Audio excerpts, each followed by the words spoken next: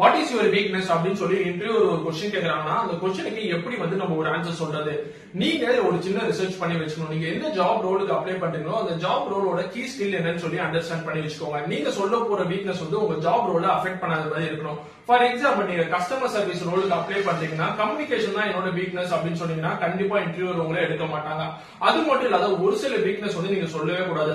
Honesty என்னோட weakness, time management என்னோட weakness நீங்க சொன்னீங்கன்னா கண்டிப்பா இன்டர்வியூ உங்களே எடுக்க மாட்டாங்க. அதுக்கு பதிலா நீங்க சொல்ல போற வீக்னஸ் வந்து உங்க ஜாபுக்கு ரிலேட்டடா இல்லாததா இருக்கணும். ஃபார் எக்ஸாம்பிள், ஓவர் திங்கிங் என்னோட வீக்னஸ் சொல்றீங்கன்னா அந்த ஓவர் திங்கிங் சொல்லிட்டு அதை எப்படி வந்து இப்ப நீங்க ஓவர் கம் பண்ணிட்டு இருக்கீங்க. பேசிக்கா ஓவர் திங்கிங் வரதுக்கு காரணமே வந்து டைம் மேனேஜ்மெண்ட் தான். இப்போ வந்து என்னோட டைம் நான் எஃபெக்டிவா யூஸ் பண்ண ஆரம்பிச்சிட்டேன். என்னோட ஃப்ரீ டைம்ல நான் யோகா பண்றேன், ஃபேமிலி கூட டைம் ஸ்பெண்ட் பண்றேன், ஜிம் போறேன், இல்ல பசங்க கூட போய் விளையாடுறேன், இப்படின்னு சொல்ற ஒரு சில ஆன்சர் எல்லாம் சொன்னீங்கன்னா கண்டிப்பா இன்டர்வியூ இந்த கொஸ்டினுக்காக ரொம்ப கன்வின்ஸ் ஆகிறதுக்கான வாய்ப்பு ரொம்ப அதிகமா இருக்கு. தேங்க்ஸ் ஃபார் வாட்சிங் video and by from Manikandan.